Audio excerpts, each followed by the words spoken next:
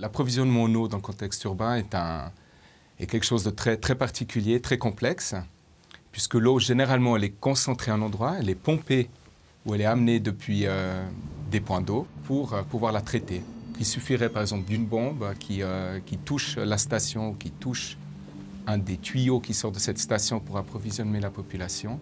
Et là, nous avons une coupure d'eau pour une centaine de milliers de personnes. Malheureusement, dans les conflits, souvent, justement, l'approvisionnement en eau devient une cible, donc une cible stratégique. Effectivement, couper l'eau à une population, c'est la faire partir immédiatement. Et là, le CICR, là, nous avons un rôle majeur à jouer pour, d'une part, rappeler effectivement aux parties en conflit d'épargner ce genre d'installation, ça c'est une première chose. Et d'autre part, quand effectivement l'eau est coupée, c'est de trouver le moyen pour restaurer l'approvisionnement en eau pour la population.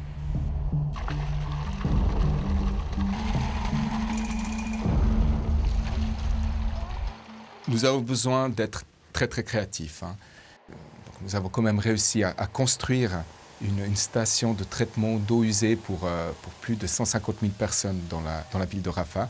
Et ceci grâce à l'ingéniosité de nos ingénieurs sur place, qui ont eu l'idée de reprendre en fait les éléments du mur de séparation qui avait été construit à l'époque entre l'Égypte et Gaza, et la bande de Gaza. Et nous les avons utilisés pour faire le fond des bassins en fait, de traitement. Et ça a permis effectivement donc, de redonner un peu d'espoir à la population, de voir qu'il était encore possible quand même de faire quelque chose dans Gaza, de construire malgré cet embargo. Et grâce à ceci également, nous avons pu entamer des négociations avec l'autorité israélienne. Nous avons réussi donc, à faire entrer les machines, etc., pour terminer cette station de traitement. Sans énergie, pas d'eau. Un grand défi pour le CICR, c'était de réinstaurer l'électricité. Pendant le conflit, effectivement, on avait l'électricité qui était coupée régulièrement. C'était souvent des tirs qui arrivaient. Et là, le CICR, à plusieurs reprises, a assuré en fait, la sécurité, en quelque sorte, l'accès, en tout cas, aux techniciens de la ville de Gaza pour pouvoir se rendre sur les installations. Donc là, on parle des poteaux en fait, de transmission de l'électricité pour les remettre en place et réinstaurer l'électricité.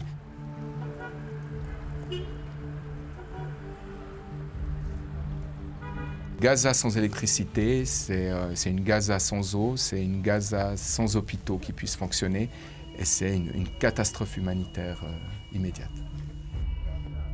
Il y a un lien direct qui est évident entre un manque d'eau ou une eau de mauvaise qualité et l'émergence de maladies, telles que le choléra par exemple. Et ça a été observé dans énormément de contextes. Dès qu'il n'y a pas une quantité suffisante d'eau pour la population ou que l'eau n'a pas pu être traitée de manière convenable, immédiatement nous avons la résurgence de maladies. Travailler en milieu urbain, c'est également essayer de fournir de l'eau. Et comment est-ce qu'on le fait? On le travaille en partenariat, de toute façon, avec les services d'eau qui peuvent être nationaux, locaux, régionaux. Et ceci, nous essayons également de les aider. Souvent, les personnes ont dû quitter le pays après un conflit. Et là, il faut reformer ces personnes-là. La clé, là-dedans, c'est effectivement, c'est toujours le contact, le dialogue, la compréhension mutuelle avec, d'une part, les parties en conflit, mais également les services publics.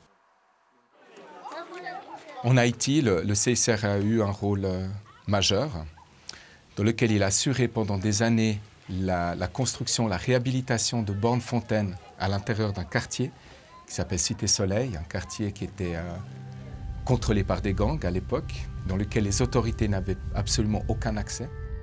Le CICR a réussi donc, à redonner également la confiance aux autorités pour revenir là-dedans. Donc nous les avons accompagnés dans un premier lieu à l'intérieur du quartier lorsqu'il y avait des cassures au niveau du réseau de distribution d'eau. Et là, le CICR était le seul à établir donc un projet de cette envergure. Et là, on parle quand même de 200 000 personnes qui ont eu accès à l'eau potable pendant plusieurs années grâce à cette intervention. Maintenant, les autorités sont presque indépendantes là-dessus. Elles arrivent à rentrer toutes seules et intervenir sur une réparation. en n'ayant plus besoin de l'aide du CICR. Une des tendances qui est effectivement observée par le CICR, c'est ce que l'on pourrait appeler l'urbanisation galopante.